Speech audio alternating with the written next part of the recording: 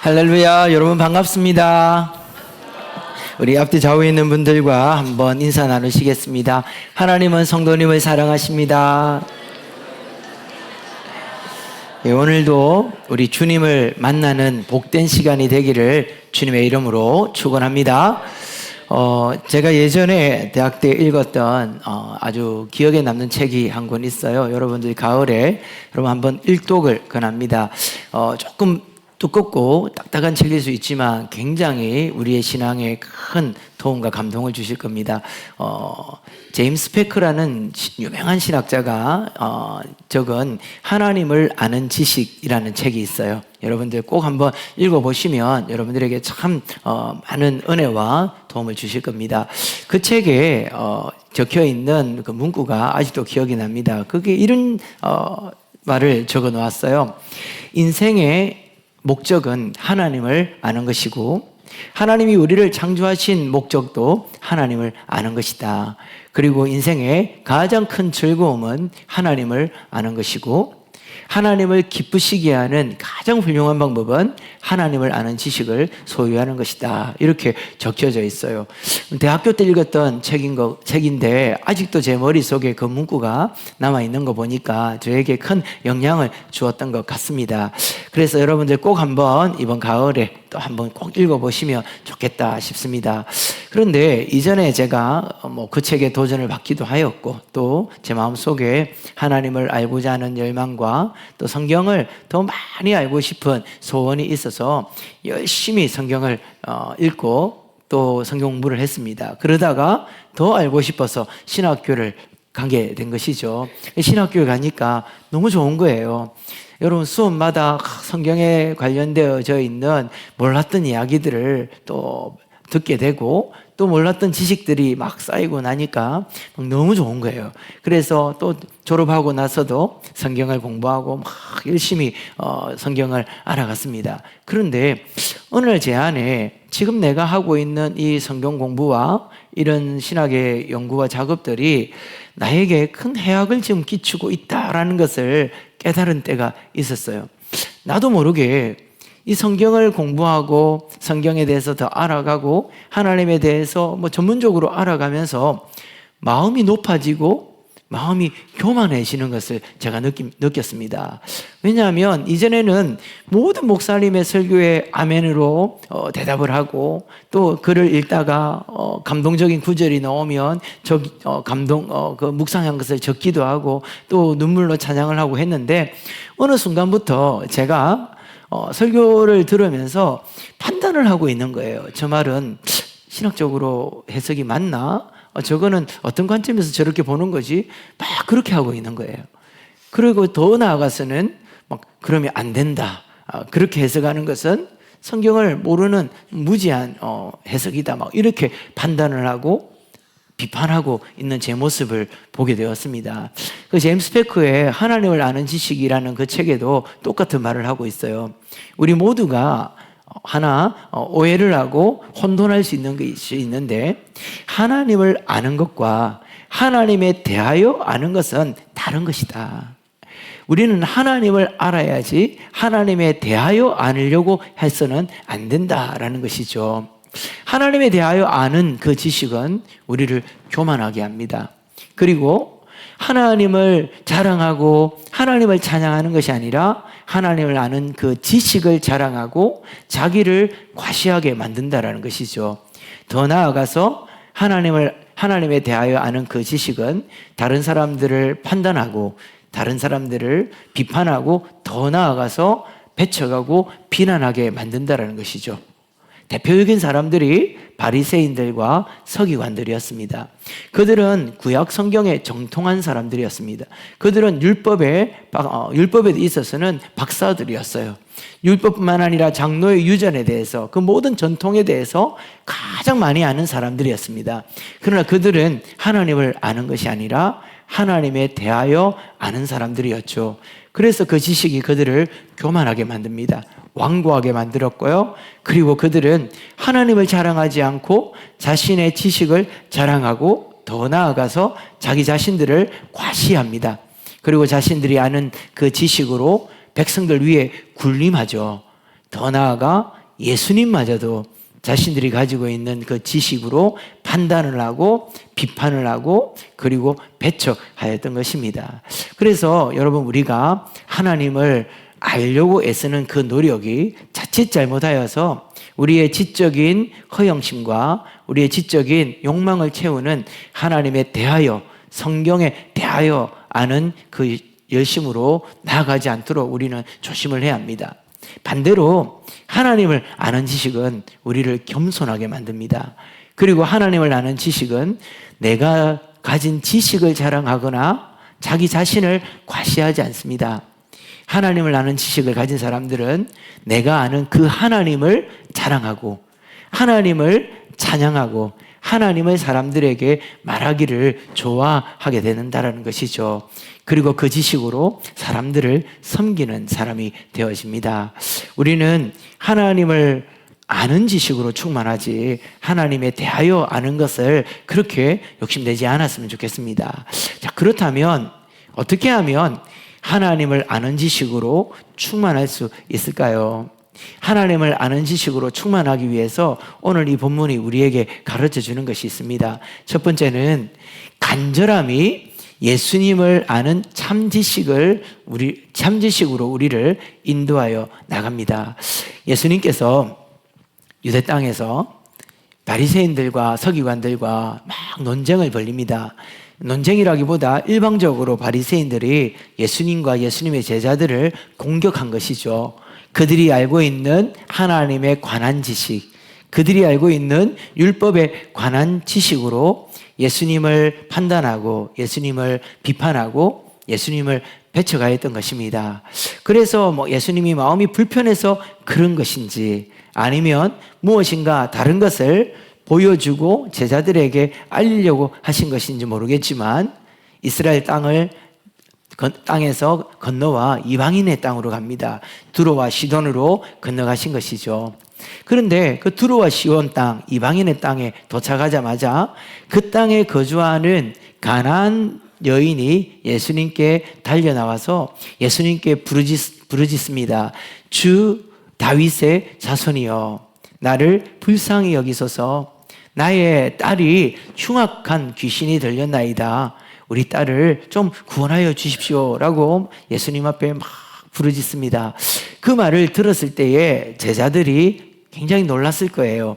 그리고 예수님도 놀랐을 겁니다. 뿐만 아니라 이 마태에 의해서 기록되어진 이 마태복음을 처음 읽었던 유대인 교회, 유대인 공동체 성도들도 굉장히 충격을 받았을 거예요. 왜냐하면 여러분, 가나안이라는 이 족속들은 구약 성경을 보면 유대인들에게 있어서 혐오와 그리고 멸시의 대상입니다. 그들은 진멸의 대상이었고 하나님께서 그들을 가증스럽게 여기는 그런 부정하고 더러운 족속들이 가나안 족속이에요. 그런데 그 가나안 여인, 진멸의 대상이고 혐오와 멸시의 대상인 가나안 여인이 예수님 앞에 나와서 주 예수 다윗의 자손이여 라고 예수님을 부르는 것입니다. 여러분, 이것은 엄청난 고백이고 그리고 굉장히 충격적인 사건이에요.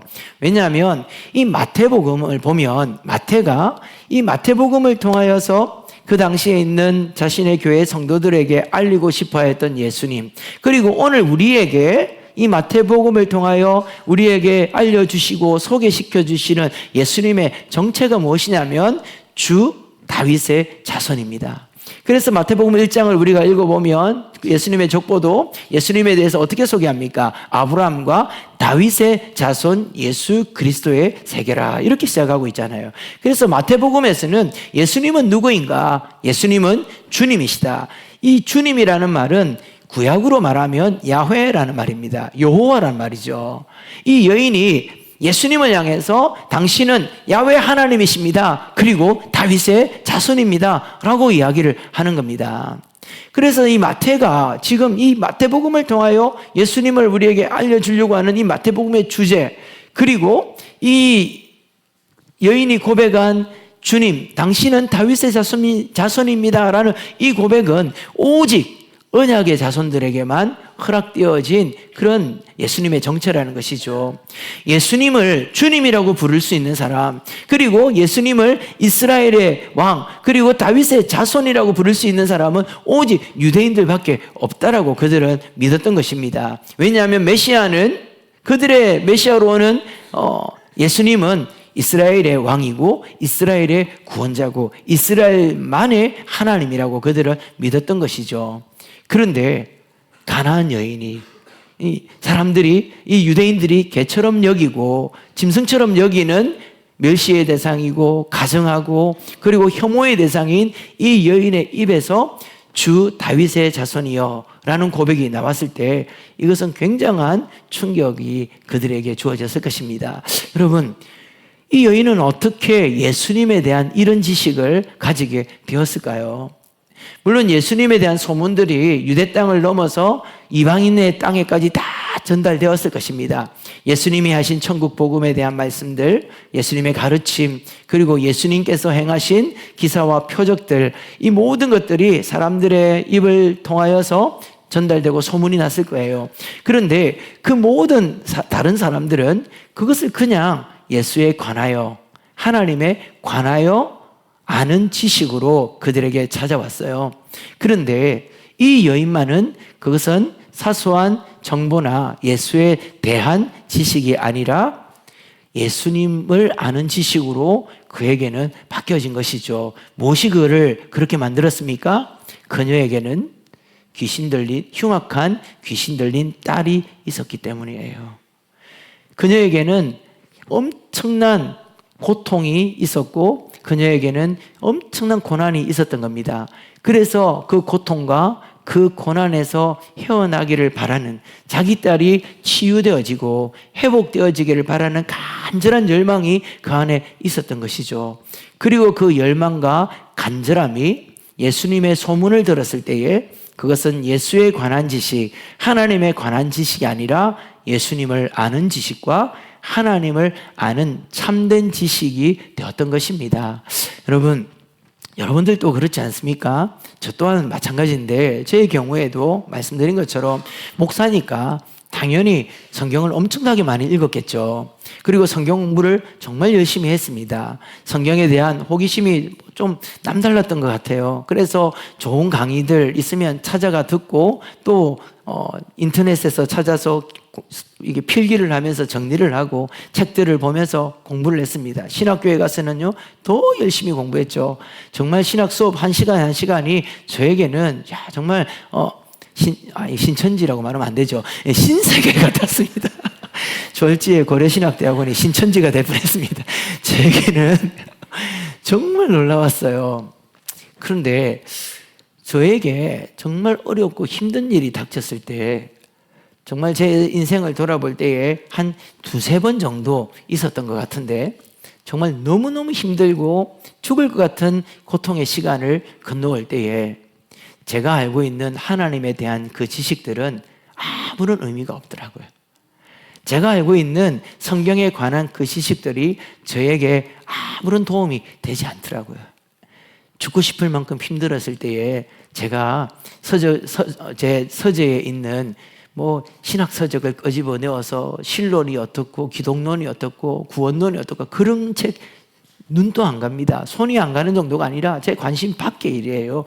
아주 보통 때 물론 유익하죠. 정말 유익하고 그 성경 공부를 통해서 하나님의 은혜를 많이 경험하기도 했습니다. 그런데 정말 너무너무 힘들 때 여러분들도 그럴 때 있으셨죠.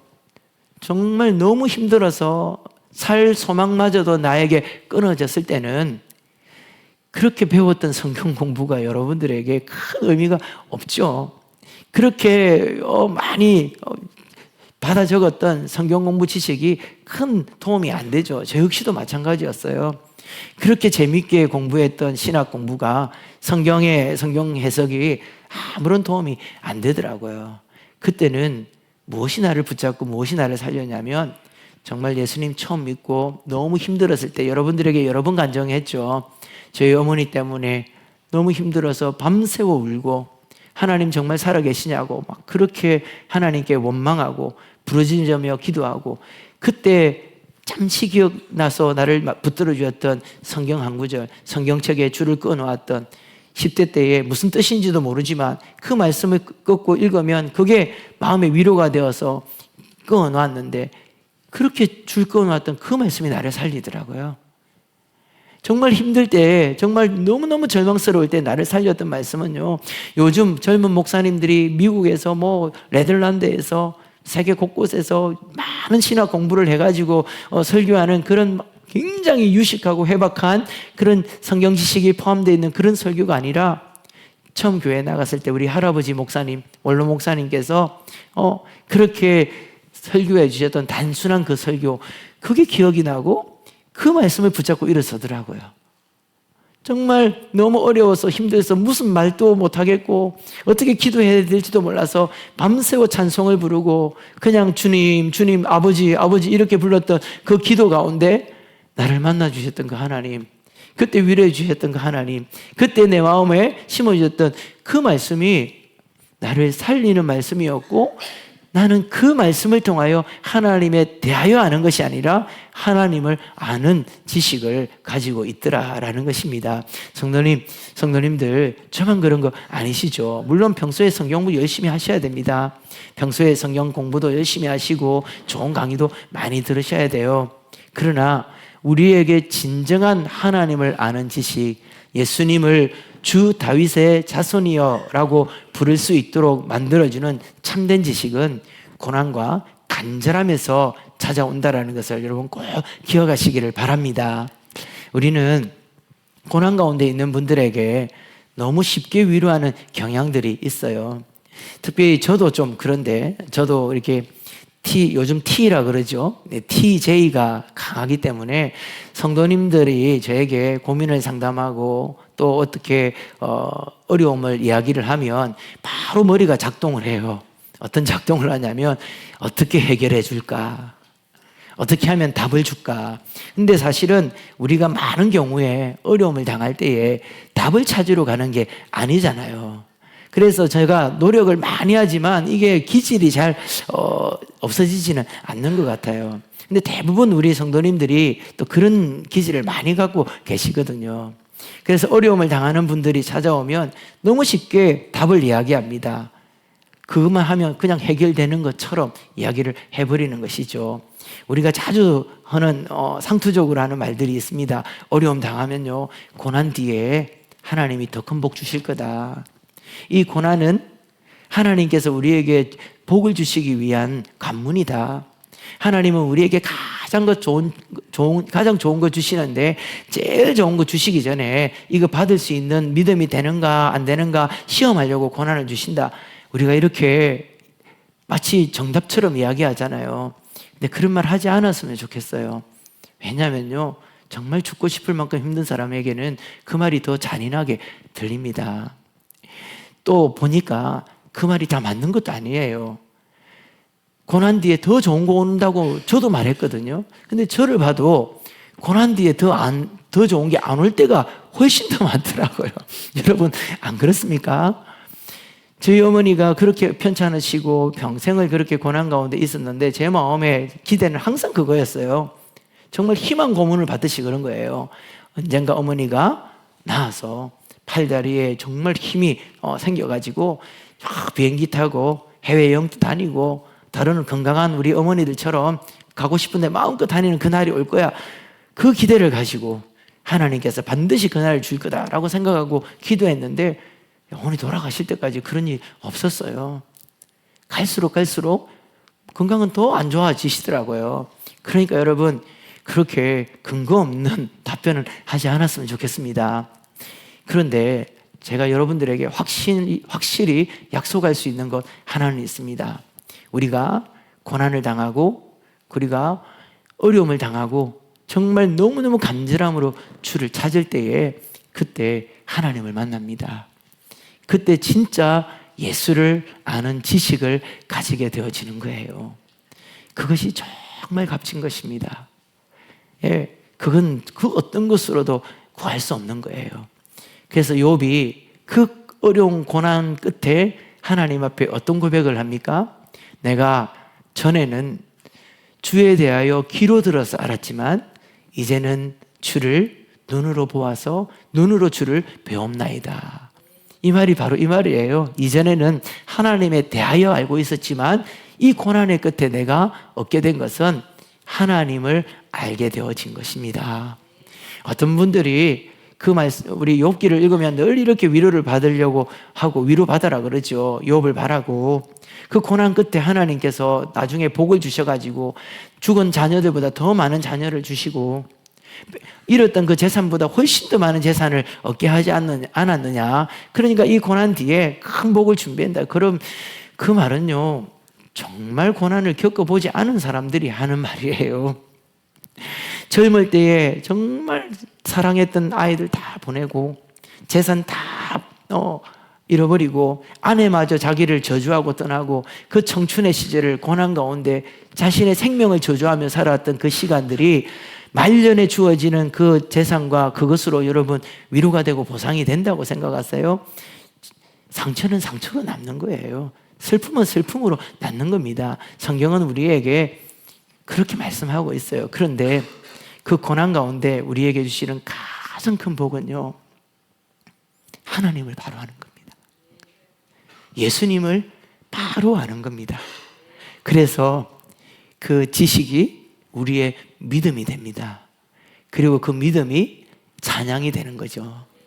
우리 신대원의 은사목 교수님이 적은 아주 유명한 신학책 한 권이 있어요. 너무 두껍고 어려워서 저도 읽다가 포기를 했는데 그 책은 제목만 은혜가 됩니다. 그러니까 여러분들도 그 책을 읽으려고는 하지 마시고 제목만 들으셔야 돼요. 굉장히 유명한 책이고 한국에서 신학 최우수 상도 받은 책인데 책 제목이 이렇습니다. 송영으로서의 신학. 송영이라는 말은 찬양이라는 말이거든요. 신학은 찬양이다. 하나님을 아는 지식은 우리에게 믿음을 주고 그 믿음은 결국 우리에게 하나님을 찬양하게 만든다. 그래서 그 책 이름이 송영으로서의 신학이라서 감동을 받고 책을 여는 순간 별로 은혜가 안 되더라고요. 그래서 제목에만 은혜를 받으시기를 바랍니다. 사랑하는 성도 여러분, 정말 너무너무 힘들고 너무너무 고통스러운 시간 속에서 하나님을 간절히 찾고 있습니까? 예수님 이름 부르십시오. 슬픈 마음이 있고 뭔가 마음이 병들었습니까? 예수의 이름을 부르십시오. 그때에 하나님을 알게 될 겁니다. 그때에 예수님을 만나게 될 것입니다. 오늘 이 시간에 주를 부름으로 예수를 만나고 하나님을 아는 우리 모든 성도님들 되시기를 주의 이름으로 축원합니다. 두 번째로 참된 지식은, 간절한 믿음은 자녀의 떡을 얻게 합니다. 여러분, 오늘 본문의 말씀을 보면 예수님이야말로 요즘 아이들이 말하는 극대문자 T인 것 같아요.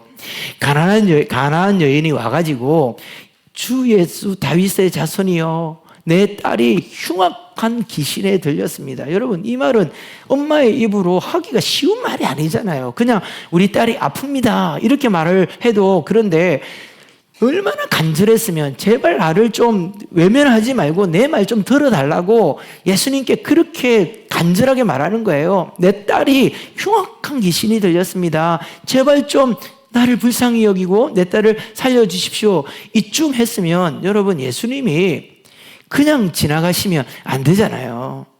근데 예수님의 이 세 가지의 반응이 너무너무 우리를 당혹시킵니다. 첫 번째 반응은요, 예수님께서 침묵하세요.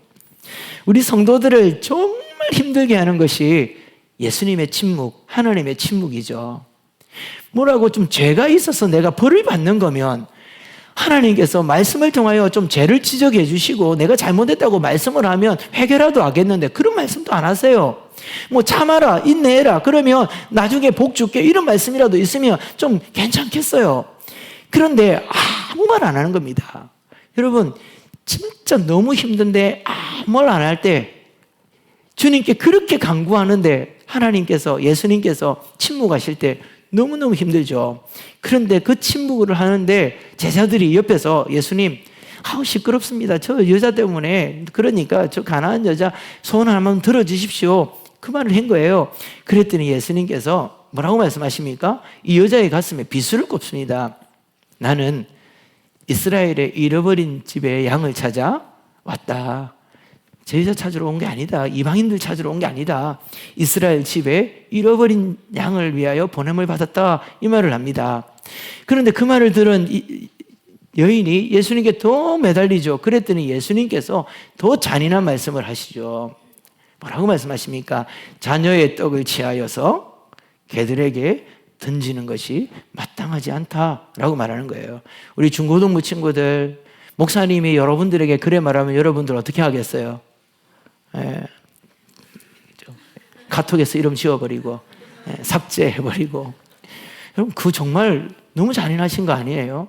근데 예수님께서 그럴 리가 없잖아요. 왜냐하면 예수님이 그 전에 행하셨던 일들을 보면 이 부정한 가나안 여인과 같은 사람들을 다 도와주셨어요. 유대 땅에 있을 때에 심지어는 나병 환자들이 예수님께 구했을 때 예수님께서 나병 환자들에게 손을 얹어 치유해 주셨어요.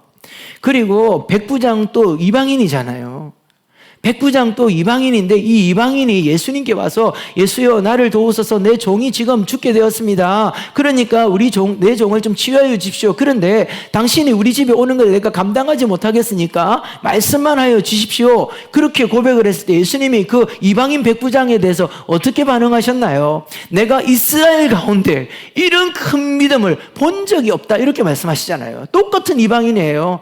어떤 때는 예수님 앞에 나오기가 두려워서 몰래 뒤에 와서 예수님 옷자락만 만지고 도망가려 했던 그 여인을 세워놓고 따라 내 믿음이 너를 구원하였다. 그 부정한 여인을 책망하지 않으시고 그렇게 치료하시고 위로해 주셨던 그 예수님이 왜 지금 이 가나안 여인에게는 이렇게 냉담하고 이렇게 잔인하게 말씀을 하시는 것입니까? 저는 절대 예수님이 그렇게 말씀하셨다라고 안 믿어지는 거예요. 저에게는 이 말씀이 이렇게 들리는 겁니다. 내가 이스라엘에 잃어버린 자를 위하여 잃어버린 양을 찾으러 왔다라고 말하는 이 말씀이 이렇게 들리는 거예요. 제자들에게 야 너희들 지금까지 이스라엘의 양들 봤니? 저 서기관들, 그 제사장들, 그 유대인들 너희들 봤지? 그들이 과연 하나님의 양이라고 생각하니? 그들이 내가 하나님의 말씀을 증거하고 천국의 복음을 선포하고 천국의 표적을 보여줬을 때 그들이 어떻게 했니? 그들이 진정 이스라엘의 양입니까? 나의 양은 목자의 음성을 듣고 목자에게로 나오는 자가 나의 잃어버린 양이고 내가 찾아서 구원하는 바로 그가 이스라엘의 잃어버린 양이야 라고 말하는 것 같아요. 이 말씀을 사도 바울은 로마서 9장에서 이렇게 해석을 합니다. 육신적 이스라엘이 참 이스라엘이 아니요 하나님의 약속을 믿는 자가 진정한 이스라엘이다 라고 말하는 것이죠. 누가 이스라엘의 잃어버린 양입니까? 유대인이 아니라 혈통적 이스라엘이 아니라 예수 그리스도를 당신은 나의 주님이십니다. 당신은 나의 하나님이십니다. 당신은 다윗의 자손 나의 메시아이십니다 라고 고백하여 나오는 바로 그가 이스라엘의 잃어버린 양이고 내가 찾는 양이다 라고 말씀을 하시는 것 같아요. 그리고 이 여자에 대해서도 이 여자에게 자녀의 떡을 취하여 개들에게 던지지 않는다라는 이 말씀이 여러분 우리의 귀에는 이 여자를 멸시하고 또 때로는 조금은 완화시켜 이야기한다면 이 여인을 시험하는 것 같지만 제게는 그렇게 들리는 게 아니에요. 제게는 이렇게 들리는 겁니다. 사람들이 네 가나안 족속들을 개로 취급한다. 그런데 네가 나를 주 다윗의 자손이여 라고 고백한 그 고백은 이방인들의 입에서는 절대로 나올 수 없는 고백이다. 그 고백은 하나님이 택하신 자, 하나님의 언약 안에 있는 언약 백성 참 이스라엘이 아니면 절대 알 수 없는 천국의 비밀인데 네가 그것을 고백하였어. 내가 너의 그 고백이 진정한 고백인지 네가 믿고 있는 네가 알고 있는 그 참 지식이 진정한 너의 믿음인지 알고 싶다라고 물어보시는 것 같아요. 그때 이 여인이 예수님께 어떻게 고백합니까? 주여 맞습니다. 개들도 그렇지만 개들도 주인의 상에서 떨어지는 부스러기를 먹습니다. 그렇게 말을 했어요. 그러자 예수님께서 그 말을 듣자마자 기다렸다라는 듯이 여자여 내 믿음이 너를 구원하였다. 너희 딸이 자유케 되리라 라고 말씀하는 거예요. 이 여인이 예수님께 맞습니다. 우리는 개 같은 이방인입니다. 그렇지만 개들도 주인의 밥상에서 떨어지는 부스러기 먹지 않습니까? 그 부스러기라도 주십시오 라고 말을 했는데 부스러기를 구하는 이 여인에게 예수님이 무엇을 주십니까? 자녀의 떡을 주시는 거예요. 이 말은 예수님께서 이 여인에게 부스러기 신앙을 기대했던 게 아니라는 것이죠. 그가 구하는 그 부스러기의 신앙을 통하여서 그녀의 고백, 주는 다윗의 자손이십니다라는 그의 고백, 그의 믿음이 진짜 믿음이라는 것을 확인하시고 확증하신 거예요. 너의 믿음이 보니까 그 부스러기를 구하는 신앙을 보니까 네가 고백한 주는 다윗의 자손이십니다라고 말한 그 고백이 진짜 너의 고백이고 너야말로 자녀의 떡을 받을 수 있는 하나님의 자녀다라는 것을 확증하신 거예요. 근데 여러분, 이 여인이 진짜 예수님께 나아갈 때 부스러기를 바라고 나아갔을까요? 여러분들 같으면 정말 부스러기를 바라고 나아갔겠습니까? 여러분, 부스러기는요 그렇게 안 구해도 주시는 거예요. 여기서 말하는 상에서 떨어지는 부스러기는 뭐냐면 유대인들이 밥을 먹기 전에 물이 귀하잖아요. 우리는 이렇게 손으로 이렇게 손으로 물을 씻는 게 아니라 물로 손을 씻고 물수건으로 닦지만 그들은 또 빵으로 이렇게 손을 닦아요. 빵으로 손을 닦거나 먼지를 닦아내고 나면 이 빵을 상에서 던지면 그걸 개들이 먹어요. 이 여인이 나갈 때부터 그거 구하고 나갔을까요? 그건 가만히 앉아 있어도 개들에게 던져주는 거예요. 그렇게 간절히 구할 필요가 없다라는 것이죠. 이 여인은요 처음부터 자녀의 떡을 구한 겁니다. 그런데 왜 그렇게 말합니까? 우리가 생각할 때 그러면 예수님이 그렇게 말할 때 내가 주 다윗의 자손이여 라고 말하지 않았습니까? 그러니까 나에게 자녀의 떡을 주십시오 라고 말을 하지 왜 그렇게 말을 하는 것일까요? 여러분, 이 여인의 마음을 이해하는 분들은 진정 다윗의 하나님의 백성입니다. 성경 예수님께서 비유를 들어 이런 말씀을 하시죠. 어떤 바리새인들은 저 성전에 서서 하늘을 우러러 사람들이 보는 앞에서 막 기도를 하면서 자랑을 한다. 그런데 세리는 감히 성전에 들어가지 못하고 성전 제단 멀리 서서 하늘을 우러러 보지도 못하고 고개를 숙이고 눈물을 흘리면서 자기의 죄를 고백한다. 여러분, 이 세리의 마음이 어떤 마음이었을까요? 자녀의 떡을 구하지만 자신은 부정하기 때문에, 자신은 죄인이기 때문에 성전에 감히 들어가지 못하여서 성전 밖에서 울고 있는 부스러기라도 얻으려고 하는 이 여인의 마음이 세리의 마음이었던 거예요. 백부장이 예수님께 말씀을 합니다. 오시지 마십시오. 당신이 우리 집에 유하는 것을 제가 감당하지 못하겠습니다. 예수님이 가신다고 했잖아요. 가기 싫은 거 억지로 데리고 가려고 했던 거 아니라 예수님께서 내가 간다고 그랬는데 오지 말라는 거예요. 왜 그렇습니까? 나는 부정한 이방인입니다. 어떻게 만군의 왕이신 당신이 이 이방인의 집에, 죄인의 집에 들어오십니까? 이 백부장이 진짜 소원한 건 무엇일까요? 진짜 예수님 안 오시면 좋겠다 그 말이에요? 예수님을 모시고 싶지만, 예수님 데려가고 싶지만 내 모양이 이래서, 내가 죄인이라서 예수님을 모시지 못하는 그 탄식이 그 백부장에게 있었던 것이죠. 12해 동안 혈류증 걸렸던 여인이 예수님의 옷자락만 만져도 나을까 싶어서 손을 만졌다라는 것이, 여러분 진짜 이 여인의 소원이 무엇이었을까요? 진짜 예수님 옷자락만 한번 만지는 게 소원입니까? 예수님 앞에 서서 예수님 나 좀 고쳐주세요. 12해 동안 이 고통을 당하고 있는데 나 좀 고쳐주세요. 그렇게 말하고 싶은데 부정한 여인이라 그렇게 못하는 거죠. 부정해서 그렇게 하면 안 되는 거죠. 그래서 예수님 옷자락이라고 만지고 가려고 했던 것입니다. 이 여인이 예수님께 부스러기를 구한다고 해서 이 여인의 소원이 부스러기가 아니에요. 이 여인의 소원은 자녀의 떡을 바라는 것입니다. 그래서 주님이 그녀에게 자녀의 떡을 주시죠.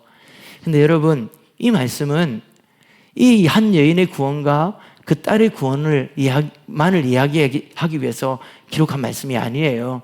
이 말씀은 누구든지 예수의 이름을 부르면 하나님의 자녀의 권세를 얻는다는 것을 우리에게 보여주시는 것입니다.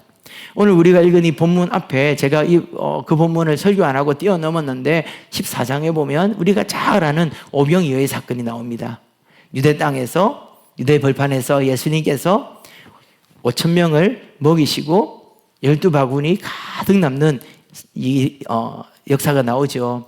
그것은 예수님께서 유대 땅에 있는 자기의 자녀들에게 자녀의 떡을 나눠주는 거예요. 하늘의 떡을 나눠주면서 유대 땅에서 떡잔치를 벌인 것이죠. 그런데 오늘 우리가 읽은 이 본문 바로 뒤에 보면 예수님께서 이제 막 그 땅에서 귀신을 쫓아내시고 병든 자를 고치시고 막 이러시다가 4,000명을 먹이시고 7 광주리가 남는 일을 펼치십니다. 우리 성경에 보면 갈릴리로 갔다 이렇게 말하고 있는데 여기서 말하는 갈릴리는 유대 땅이 아니에요. 마가복음에서는 데가볼리라고 말합니다. 갈릴리 북서편에 있는 이방인의 땅이죠. 이방인의 땅에서 유대 땅에서 5,000명이 먹이신 것과 똑같은 일을 이방인의 땅에서 행하시는 거예요. 그리고 그들에게 떡을 먹이시고 말씀하시는 겁니다. 누구든지 이 여인처럼 나를 주님으로 다윗의 자손으로 믿고 나오는 자들은 하늘에서 내리시는 자녀의 떡을 받아 먹을 수 있다. 하나님께서는 간절한 믿음으로 나오는 그에게 자녀의 떡을 주시는 분이시다라는 것을 말씀하시는 것입니다. 그래서 슬픈 마음이 있는 자, 뭔가 마음이 병든 자, 자신이 부정하다고 생각하는 자, 죄로 인하여서 고통받는 자, 누구든지 예수를 주 다윗의 자손입니다 라고 고백하고 나오면 부스러기가 아니라 자녀의 떡을 주신다라고 우리 주님께서 약속을 하시는 것입니다. 사랑하는 성도 여러분, 혹시 너무 큰 절망 가운데 있으십니까? 너무 큰 고난 가운데 정말 벗어나지 못하여서 정말 너무너무 안타까운 간절함으로 오늘도 나오셨습니까? 예수의 이름을 부르십시오. 예수님을 나의 구주라고 여러분 외치십시오. 예수님을 부르는 자에게 하나님의 자녀가 되는 권세를 주신다라고 약속을 하셨습니다. 오늘 이 자리에 하늘로부터 내리시는 생명의 떡, 우리에게 주시는 자녀의 떡으로 충만하고 정말 우리의 영이 배부른 은혜가 있기를 주의 이름으로 축원합니다. 우리 말씀을